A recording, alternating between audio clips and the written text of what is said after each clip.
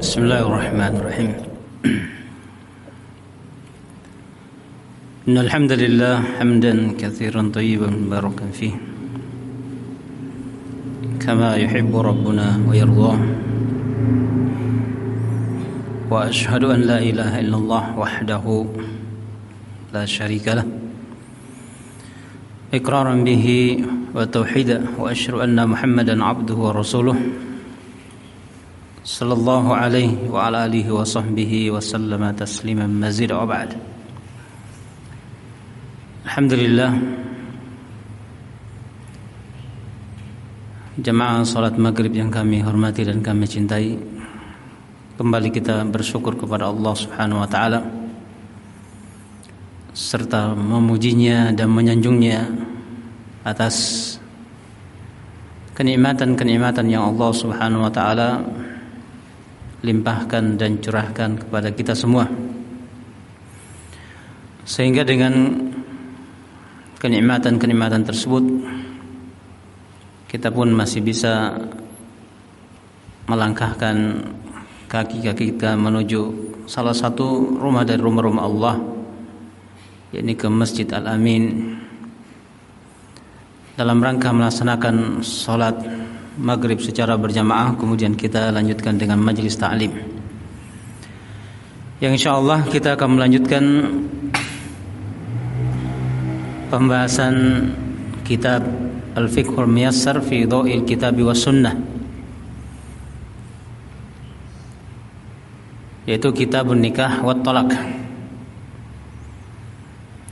Dan pada pertemuan sebelumnya kita sudah memasuki permasalahan yang keenam, yaitu penjelasan tentang syurutun nikah wa arkanuhu, syarat-syarat nikah dan rukun-rukunnya. Telah kita terangkan bahwa perbedaan antara syarat dengan rukun, syarat itu di luar pernikahan itu sendiri, yakni sebelum terjadinya pernikahan maka dilengkapi dulu syarat-syaratnya. Adapun rukun-rukun nikah itu sudah dalam akad itu sendiri.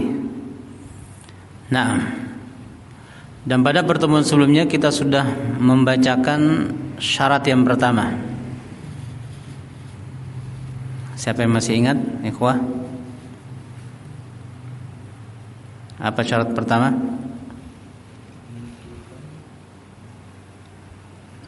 Mentakyin atau menentukan. Kedua, mempelai laki-laki dan mempelai perempuan atau wanita. Jadi harus jelas yang melamar siapa, siapa namanya, siapa tahu dia bersaudara 3 orang laki-laki atau 4 orang laki-laki, harus jelaskan bahwa yang melamar adalah yang ini, yang memiliki nama seperti ini. Demikian pula wanita yang dilamar itu juga harus ditakyin, ditentukan yang mana. Kalau seandainya dia bersaudara lebih dari 1, ada Zainab, ada Fatimah, ada Khadijah, ada Hindun dan lain sebagainya, maka harus ditentukan, yang dilamar adalah Fatimah umpamanya. Nah, ataukah menyebutkan sifat seperti mengatakan yang saya lamar adalah putri sulung, putri sulung, ataukah putri bungsu. Nah, maka walaupun tidak disebutkan namanya, tapi ditentukan dengan sifat, sulung ataukah bungsu. Kemudian syarat yang kedua, ridha kullin minaz zawjain bil akhar, keridhaan setiap dari calon mempelai dengan yang lainnya. Ini mereka berdua harus saling meridhoi. Jadi yang laki-laki meridhoi bahwa yang perempuan ini calonnya, ya. Yang perempuan juga meridhoi kalau yang calonnya ini, yang laki-laki yang ini. Nah, jadi dua-duanya harus ridho. Yang laki ridho akan menikahi yang wanita, wanita pun ridho untuk dinikahi oleh laki-laki yang sudah ditentukan namanya atau sifatnya tadi. Fala yasihhu nikahul ikrah, maka tidak sah pernikahan yang dipaksa. Ya.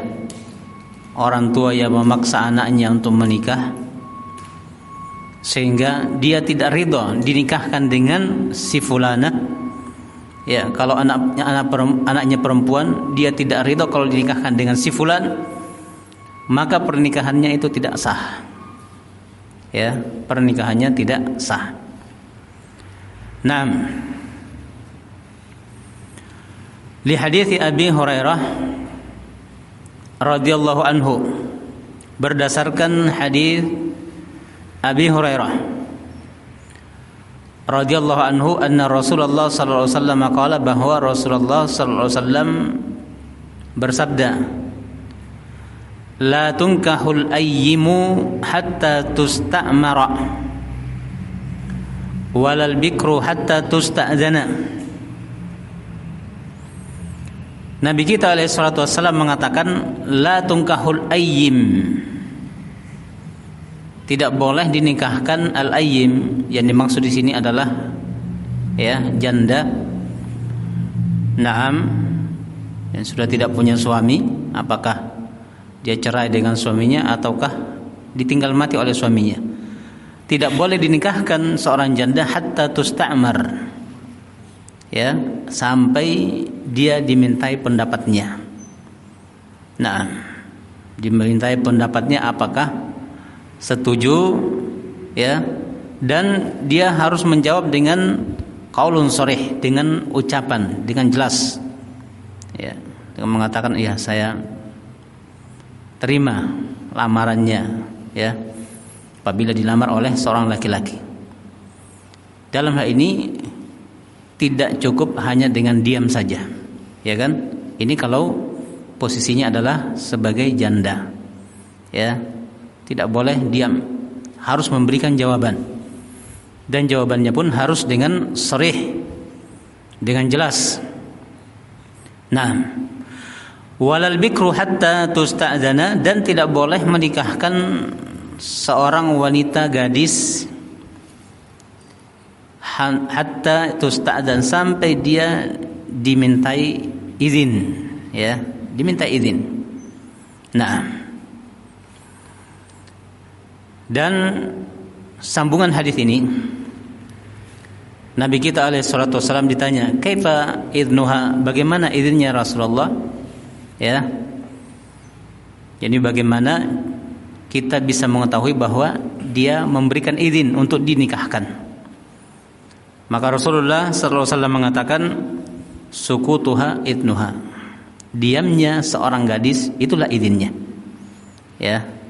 Jadi ketika seorang gadis dilamar, diberitahu oleh ayahnya, nak, kamu dilamar oleh si fulan, ya, kemudian dia diam, diamnya itu menunjukkan persetujuan, ya, apalagi senyum-senyum mungkin, ya, bukan sekedar diam tapi ya senyum-senyum, ya, menunjukkan dia mau.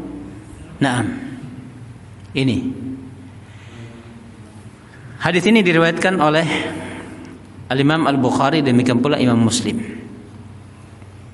Nah, ini syarat yang kedua, ya kan? Jadi kedua belah pihak, yang laki dan yang wanita, sama-sama ridha. Tidak ada unsur paksaan, ya.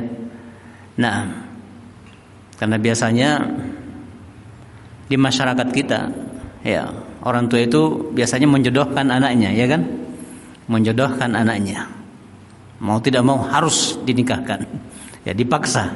Nah, tadi diterangkan bahwa kalau dipaksa nikah, dia tidak ridho kalau dinikahkan dengan si fulana atau si fulan, maka pernikahannya tidak sah. pernikahannya tidak sah.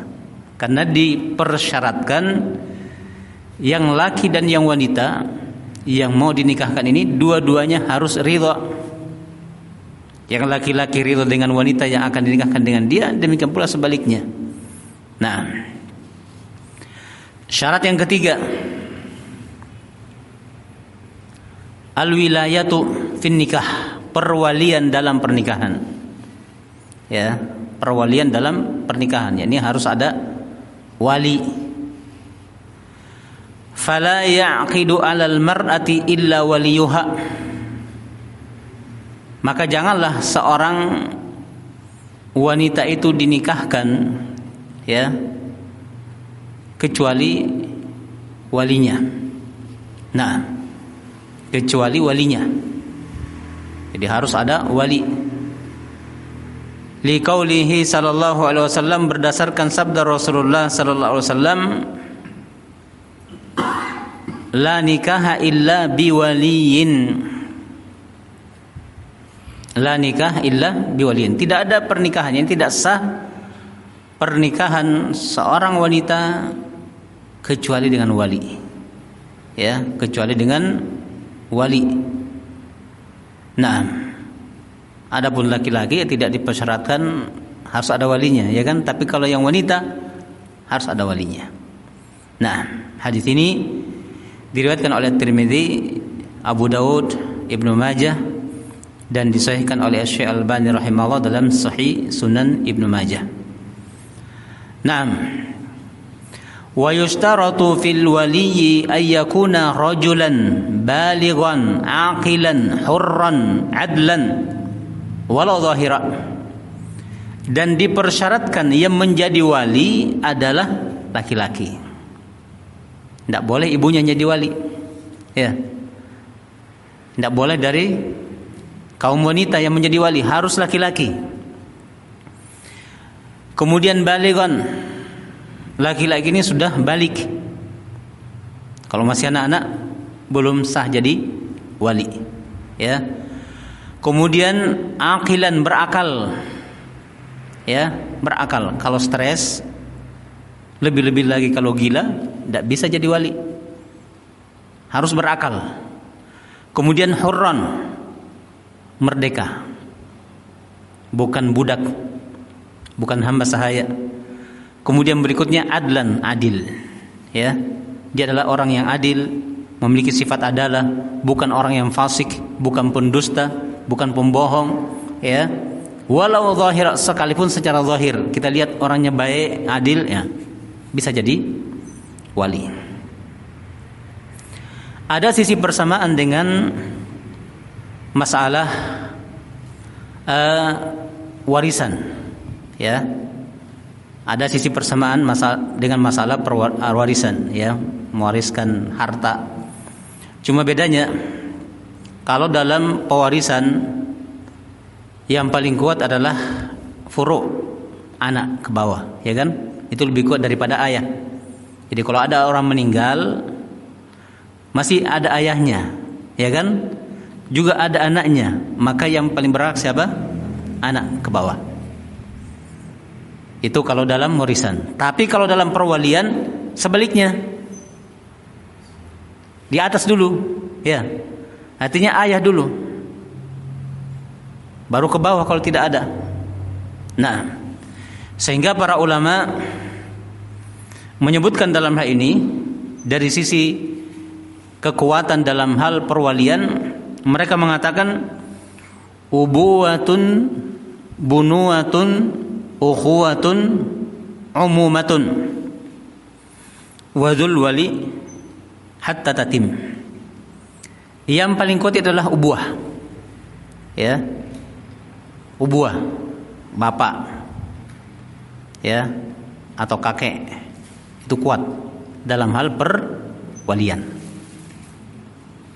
Kalau sudah tidak ada bapaknya, sudah tidak ada kakeknya, maka bunuah, anaknya, ya, anaknya.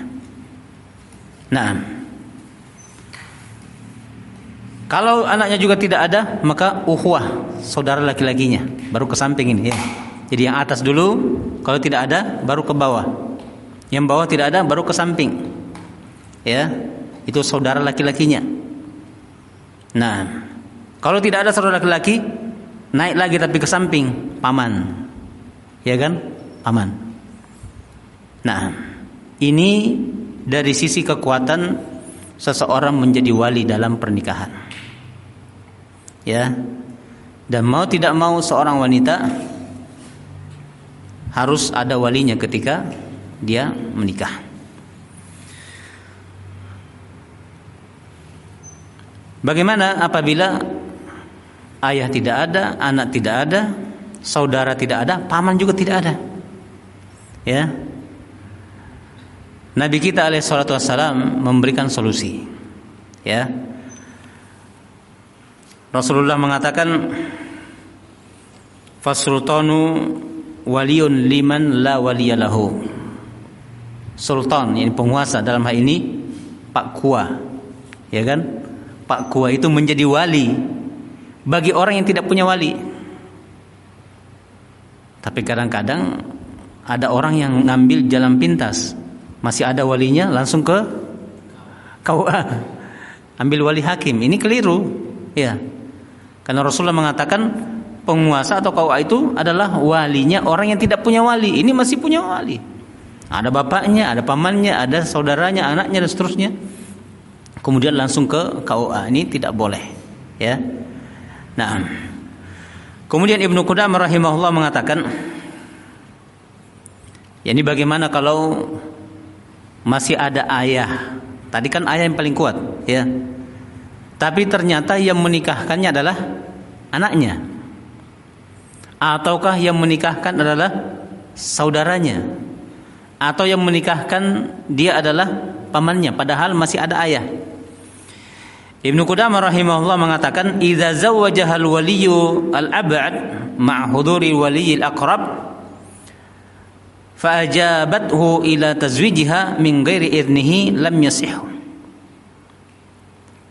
Apabila ada seorang wanita dinikahkan oleh walinya yang jauh, dinikahkan oleh pamannya, omnya, ataukah saudara laki-lakinya, ataukah anaknya, sementara bapaknya masih ada, ya, bapaknya masih ada, lalu wanita ini menerima kalau dinikahkan oleh pamannya atau saudaranya atau anaknya tanpa izin dari ayahnya, tidak diizinkan, ya, tanpa izin dari ayah. Kata Ibnu Qudamah, lam yasih, pernikahannya tidak sah. Ya, pernikahannya tidak sah. Nah, memilih wali yang jauh padahal masih ada yang dekat. Nah, pernikahannya tidak sah. Dan demikian pula dikatakan oleh Al-Imam Asy-Syafi'i rahimahullah. Adapun Imam Malik, beliau mengatakan sah, ya. Ini perbedaan di antara para ulama. Jadi Imam Syafi'i dan juga Ibnu Qudamah menyebutkan bahwa tidak sah pernikahan seorang wanita yang dinikahkan oleh wali yang jauh padahal wali yang dekat masih ada. Ya. Nah, padahal wali yang dekat masih ada. Nah, ini terkait dengan perwalian, ya. Jadi yang paling kuat adalah ayah ke atas, kemudian yang kedua adalah anak, terus ke bawah, ya, cucu kalau ada, ya kan, sudah punya cucu masih mau menikah mungkin, karena dia adalah nenek yang masih muda, ya. Naam, sebagaimana dijelaskan oleh Syekh Muhammad bin Shalih Al-Utsaimin rahimahullah dalam Syarhul Mumti' bahwa ada seorang nenek, ya, dia itu sudah jadi nenek tapi umurnya masih 21 tahun. Sehingga cucunya melihat neneknya masih umur 21 tahun. Berarti berapa tahun menikah itu? Jadi umur 21 itu sudah punya cucu. Ya. Kalau sekarang masih kuliah. Ya kan? Umur 21 masih kuliah. Setelah kuliah cari kerjaan dulu. Kalau tidak dapat kerjaan, tidak nikah. Nah, sampai kadang-kadang umur 25 tahun atau 30 tahun belum menikah. Kejar S1, S2, S3. Ya. Nah. Dan ini memang kebiasaan as-salafus saleh. Seperti Aisyah radhiyallahu anha dinikahi oleh Rasulullah itu umur 6 tahun. Ya. Umur 6 tahun. Tidur bersama Rasulullah nanti ketika berumur 9 tahun. Jadi 3 tahun setelah pernikahan baru tidur bersama. Nah, ini. Jadi syarat yang ketiga apa? Ada wali, ya. Dan yang paling afdol yang menikahkan adalah walinya sendiri.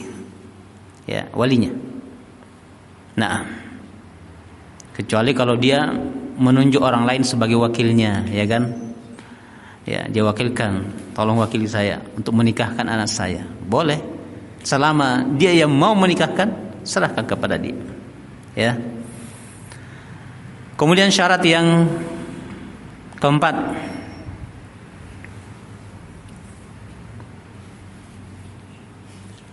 asy-syahadatu ala aqdin nikah.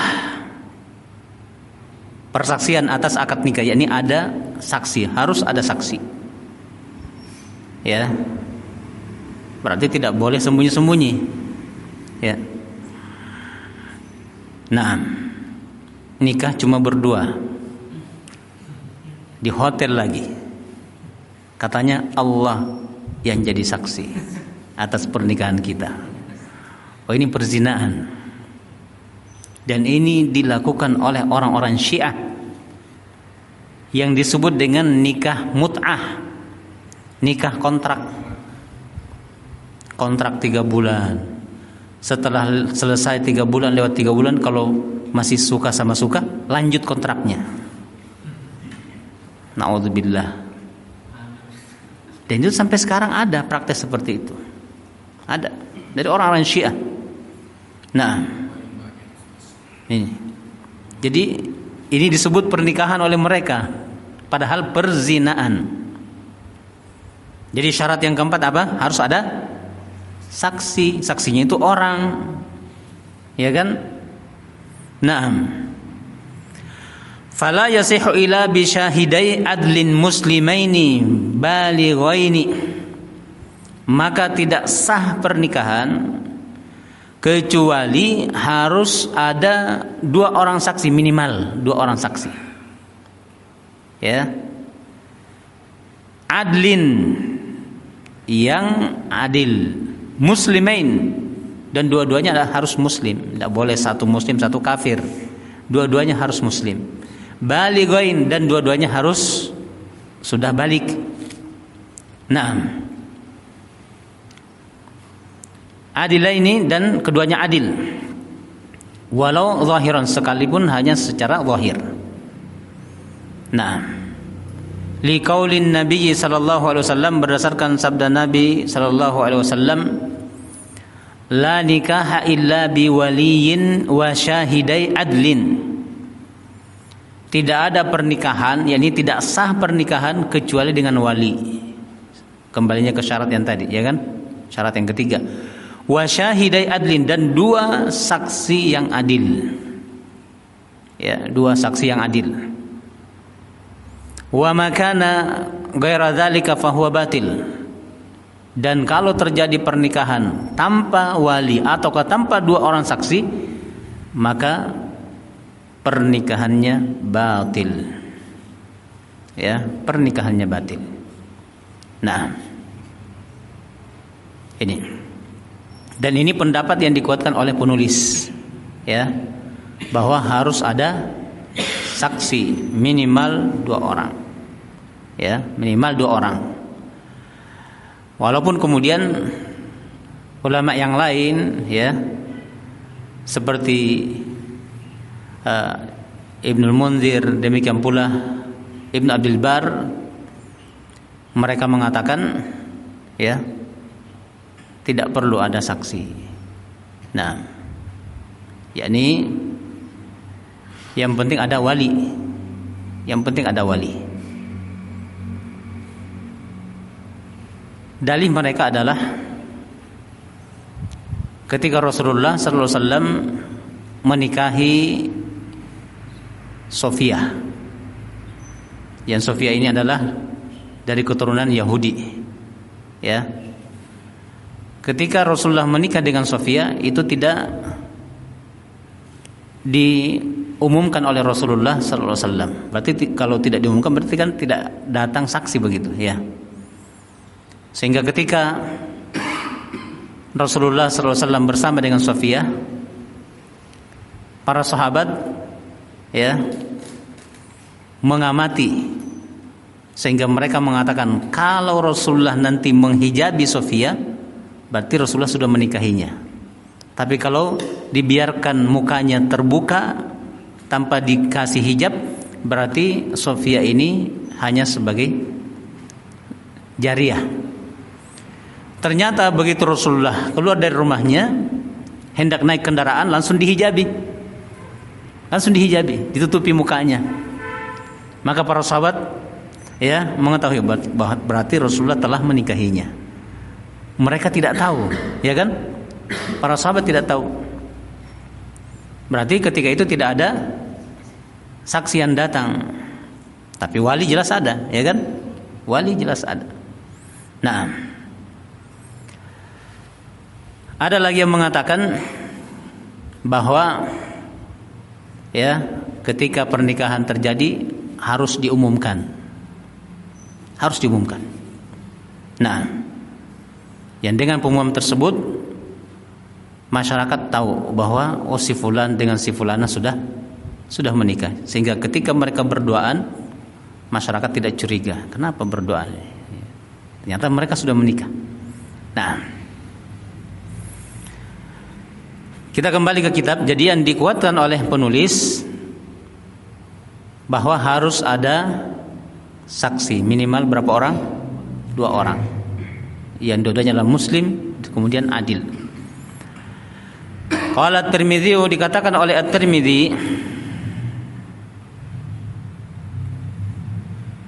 jadi hadis ini tadi diriwayatkan oleh Ibnu Hibban dalam Sahih beliau dan disahihkan oleh Ibnu Hazm fil Muhalla. Ibnu Hazm fil Muhalla. Ibnu Hazm ini menulis Al-Muhalla 2 kali, ya. Beliau adalah ulama dari Andalusia. Sekarang apa? Spanyol, ya. Ketika buku beliau, kitab beliau yang pertama Al-Muhalla, kitab Al-Muhalla ini berapa jilid ini? Puluhan jilid. Dibakar oleh orang-orang kafir. Beliau tulis ulang.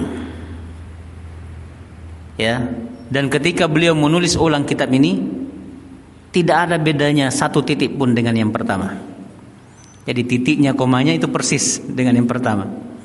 Nah, padahal bukan 100 halaman, ribuan halaman, itu karena puluhan jilid, ya kan, puluhan jilid. Nah, ini disahihkan oleh beliau dalam kitab Al-Muhalla, hadis tadi. Qala At-Tirmidzi al-amalu ala hadza 'inda ahli al-ilmi min ashabin nabiy sallallahu alaihi wasallam wa man ba'dahum min at-tabi'in wa ghairihim. At-Tirmidzi mengatakan amalan ini, yaitu nikah dengan 2 orang saksi, 'inda ahli al-ilmi min ashabin nabiy sallallahu alaihi wasallam, ini dilakukan oleh para ulama, ya, dari kalangan para sahabat. Ketika para sahabat ya menikah atau menikahkan putri-putri mereka, mereka menghadirkan saksi minimal 2 orang. Nah, wa man ba'dahum, demikian pula as-salaf setelah mereka, minat tabi'in, dari kalangan tabi'in, wa ghairihim, dan selain mereka, semua mereka mendatangkan 2 orang saksi, minimal 2 orang saksi ketika mereka ya akan menikahkan anaknya atau mereka yang menikah. Qalu, mereka mengatakan, la nikaha illa bisyuhudin, tidak ada pernikahan kecuali dengan saksi, ya. Ini tidak sah pernikahan seseorang kecuali harus ada saksi. Wastiratu syahadati fin nikahi ihtiyatun linnasabi khaufal inkar. Dan disyaratkannya harus ada saksi di dalam pernikahan ini untuk berhati-hati, ya. Untuk berhati-hati. Linnasabi, berhati-hati akan nasab orang yang menikah ini. Khaufal ingkar, khawatir ada pengingkaran. Langsung suaminya mengatakan, oh ini bukan anak saya, umpamanya, ya kan?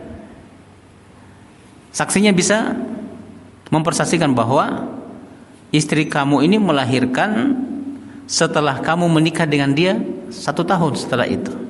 Berarti ini adalah anak kamu, hasil hubungan dengan kamu, ya. Kecuali kalau kecelakaan, ya bisa jadi, ya kan. Nah, sudah hamil 5 bulan, 6 bulan baru nikah, ya. Nah, suaminya bisa saja mengingkari, oh ini bukan anak saya, ya betul, karena sudah hamil duluan.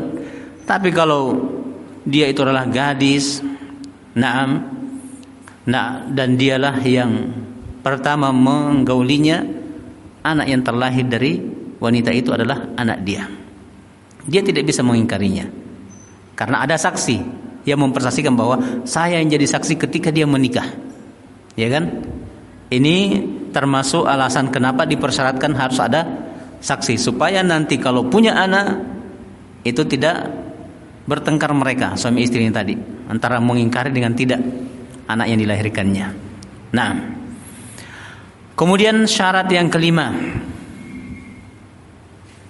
khulu'uz zawjaini minal mawani'. Tidak ada penghalang yang menghalangi laki-laki dan wanita tadi untuk menikah. Tidak ada penghalang, ya.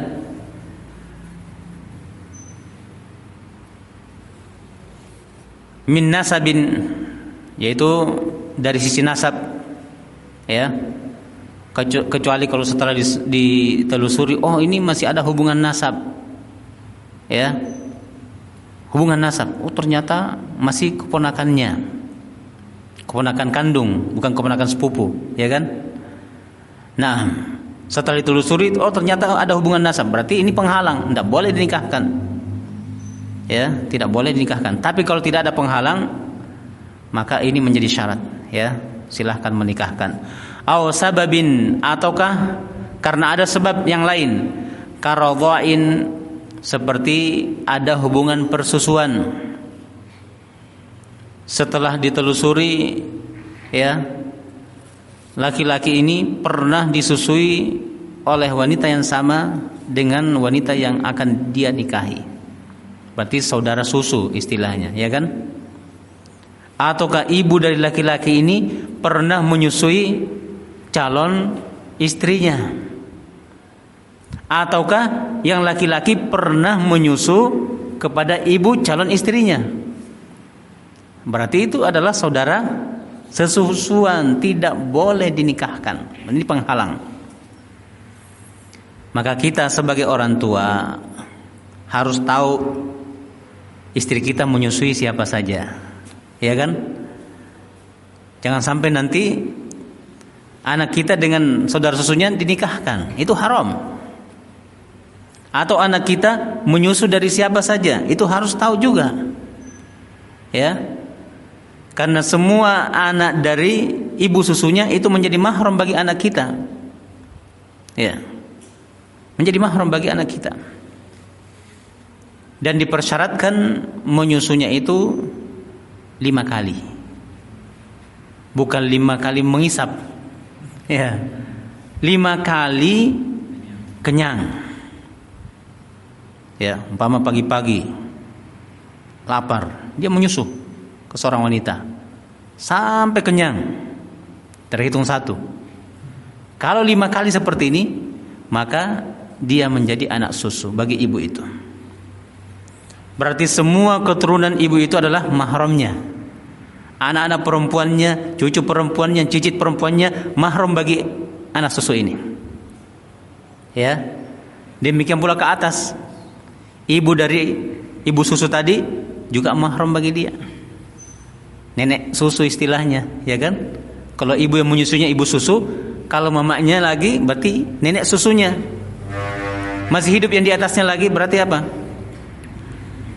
Buyut ya? Atau apa istilahnya? Hah? Nah, ini penghalang. Ya. Wa musaharah, ataukah ada hubungan pernikahan. Contohnya apa?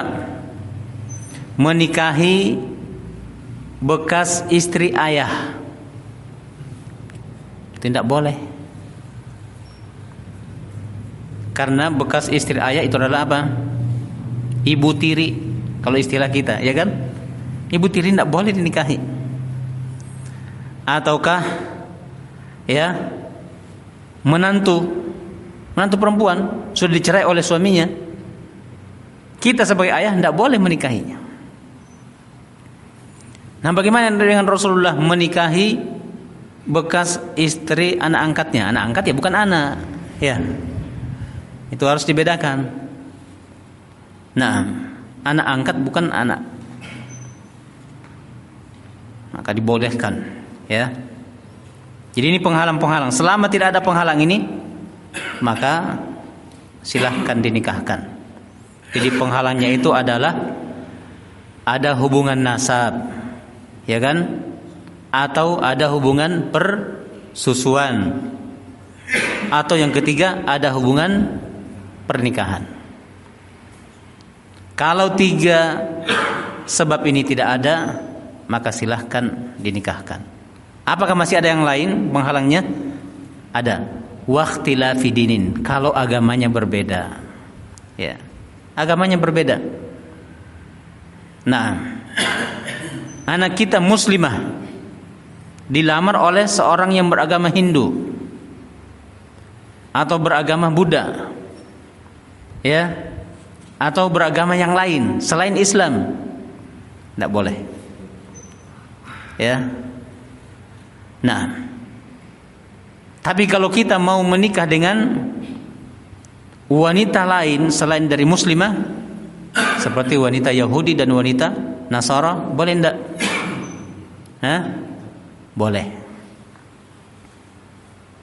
Boleh. Tapi keluarga kita kalau itu adalah wanita, tidak boleh orang kafir yang masuk menikahinya, ya. Nah, ini penghalang-penghalang. Wa nahwi dzalika minal asbab, dan yang semisal itu dari sebab-sebab yang ada. Ka'ayyakuna ahaduhuma muhriman. Nah, ini penghalang yang berikutnya, ya. Seperti salah satu di antara keduanya sementara berpakaian ihram bihajjin, untuk menunaikan ibadah haji, atau umratin, ataukah umrah. Jadi seorang yang berpakaian ihram haji atau umrah itu haram menikah, ya, haram untuk menikah. Kalau mau menikah tahan dulu, selesaikan hajinya, selesaikan ihramnya, umrahnya.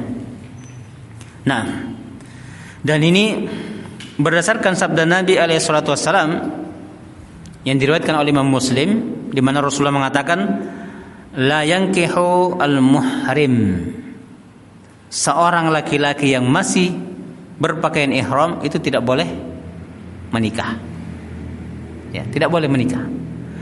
Wala yunkah, dan juga tidak boleh dinikahkan. Artinya dia dinikahkan oleh yang lain, tidak boleh juga. Wala yakhtub, bahkan tidak boleh melamar, meminang dalam keadaan masih berpakaian ihram. Kecuali kalau sudah tahallul, ya silahkan, ya, mau melamar kemudian menikah silahkan. Tapi kalau masih dalam posisi menggunakan pakaian ihram, ya, untuk menunaikan ibadah haji atau ibadah umrah, ini termasuk penghalang, tidak boleh menikah di saat itu. Bahkan melamar pun tidak boleh.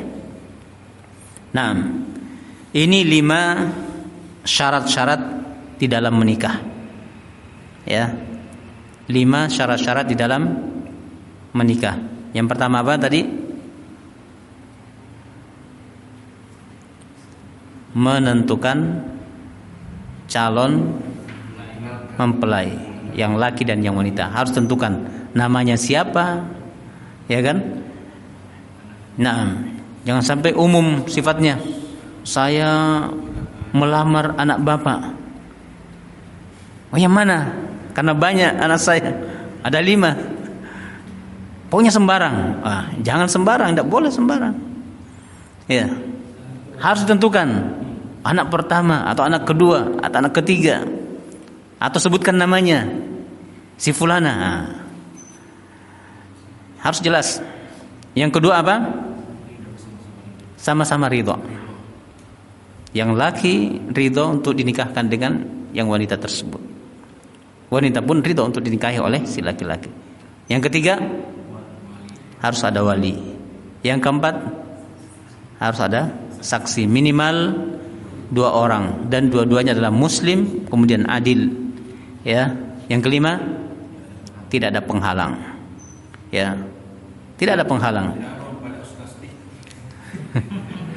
Ya. Nah, jadi uang panai itu beda dengan mahar, ya. Nah, karena uang panai itu habis dibelanja biasanya, renovasi rumah, untuk bayar tenda dan lain sebagainya. Mahar itu adalah milik istri, ya, milik istri, tidak boleh diambil sama bapaknya, ya kan? Nah, cuma kadang-kadang ya, di masyarakat tidak bisa dibedakan mana mahar, mana uang panai. Ya, maharnya anak pun diambil. Ya, padahal ini sangat erat kaitannya nanti dengan permasalahan-permasalahan yang akan terjadi. Ya, kalau nanti satu saat ada problem dalam rumah tangga mereka, kemudian mau cerai, kalau wanita yang meminta cerai, berarti harus dia kembalikan maharnya itu kepada suaminya. Pak, ini saya kembalikan maharmu sebagai pengganti diri saya. Itu namanya khulu. Insya Allah nanti akan datang pembahasannya. Ya.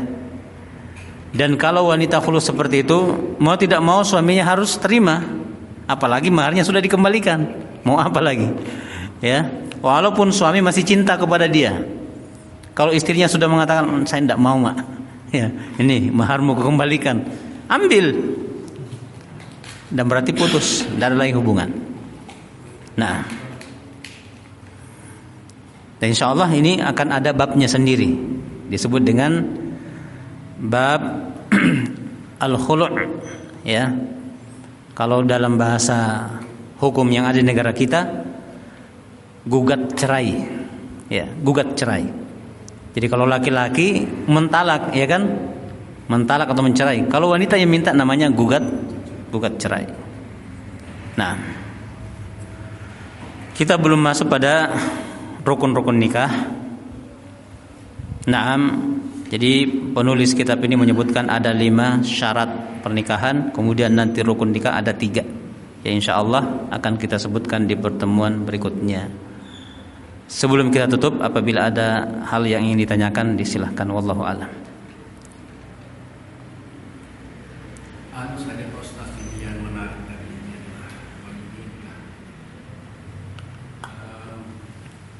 Yang menikahkan dia anak, pada umumnya kita tidak ada contoh di mana. Pada umumnya di masyarakat itu masih mendelegasikan kepada Pak Umar atau Pak Imam. Nah, tadi menarik ke atas dan ke bawah, ya, ke samping. Ya, tadi orang tua masih kalau masih orang tua sudah biasa saja. Anak pernah juga lihat orang pada sudah ada, dan persoalan kalau anaknya itu belum menikah, bagaimana itu, Mas? Anaknya belum menikah. Laki-laki kan belum menikah. Ya, kemudian menikahkan ibunya. Menikahkan kakaknya, menikahkan kakaknya. Oh, menikahkan kakaknya. Atau adiknya. Tapi ini kan yang bersangkutan yang akan menikahkan saudara ini kan belum menikah. Ya, tidak apa. Yang penting tidak mengapa. Yang penting tadi syaratnya itu sudah balik, berakal, ya kan? Dan dia adalah laki-laki dan bisa. Kalau kesamping tadi paman Ya, samping atas. Iya ya. Kalau saudara kan samping lurus kan? Kalau saudara itu samping lurus. Kalau paman samping tapi ke atas. Ya, karena paman itu kan berarti saudara bapak atau saudara ibu. Anak. Anak atau cucu. Saudara. Umpama ada seorang janda, ya kan? Anaknya sudah besar-besar, sudah dewasa, sudah balik, tapi masih mau menikah. Masih ada yang lamar. Tidak ada bapaknya, anaknya yang ada. Anaknya menikahkan ibunya. Tidak apa-apa. Ya. Supaya dapat bapak lagi. Nah. Yang lain ada? Kalau misalnya walinya bukan Islam, misalnya ada dia malam atau bagaimana, kemudian dia menikah, kemudian walinya semua non Muslim, Islam. Walinya bukan. Nah.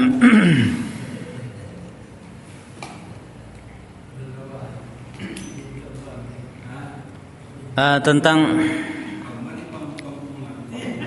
perwalian, ya.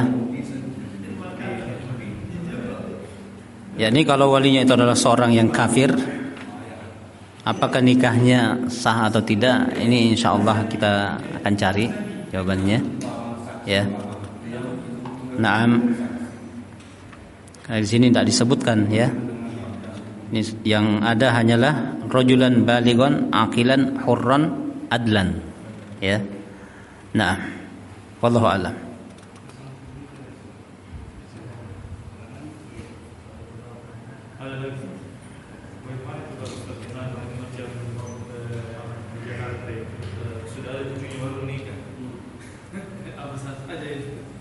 Sudah ada cucunya,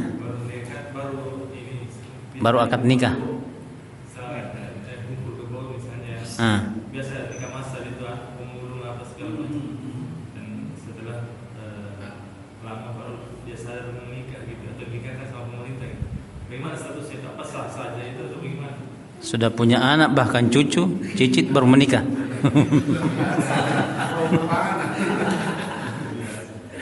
Ya sah saja pernikahannya, tapi anak dan cucunya itu bukan anak dia kalau dia posisinya sebagai laki-laki. Tapi kalau sebagai perempuan, karena dia yang menghamilkan dan melahirkan, berarti itu anaknya. Ya. Tapi tanpa bapak, kan? Tidak bisa disandarkan ke seorang laki-laki, tidak ada bapaknya kok. Ya.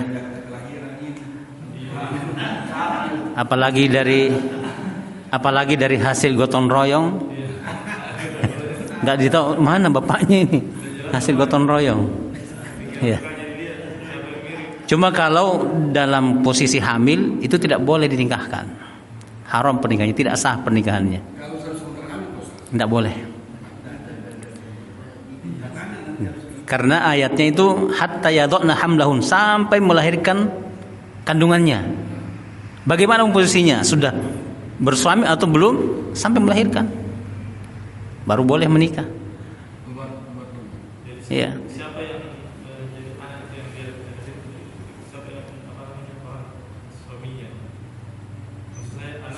Anaknya disandarkan ke ibunya. Diistilahkan dengan anak jada, anak zina.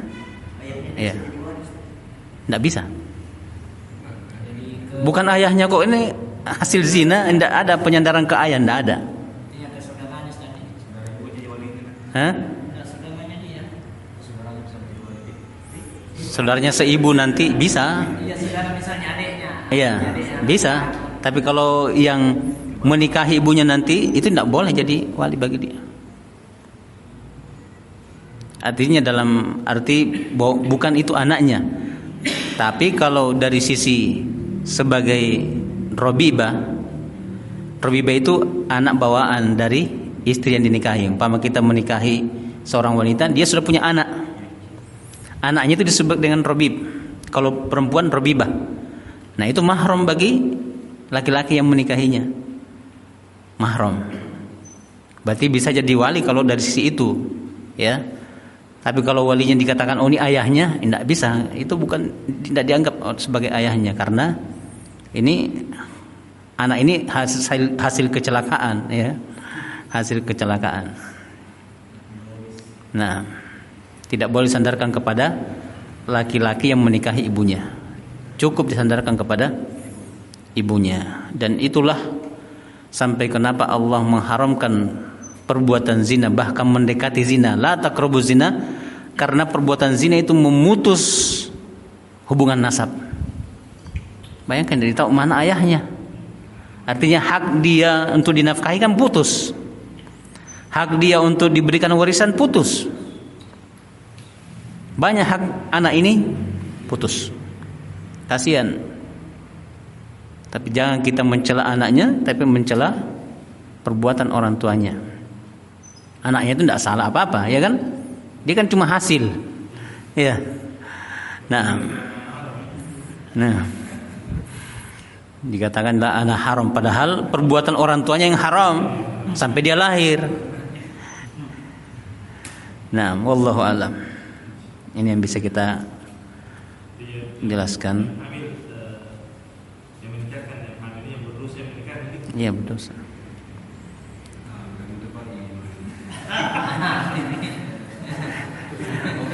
Jadi walaupun dinikahkan, ada saksi, ada wali, tapi kalau dalam keadaan hamil, pergaulan mereka itu dianggap sebagai perbuatan zina. Mau selamat, setelah lahir anaknya nikahkan ulang. Kalau mau selamat, setelah lahir anaknya nikahkan ulang. Masuk apa itu Ustaz? Syahadat apa? Karena ada syahadat tadi bahwa wanita bersih dari ini, maksudnya tidak hamil. Ada dalam ayat, dalam surat Tolak ada. Oh, Ya. Ini kan maksudnya ini syarat lain nih, karena pembahasannya kan lain juga. Iya kan? Maksudnya sudah bermasalah ini perempuan ini kan. Nah, wallahu a'lamu bissawab. Subhanakallahumma bihamdika, asyhadu an la ilaha illa anta, astaghfiruka wa atubu ilaik.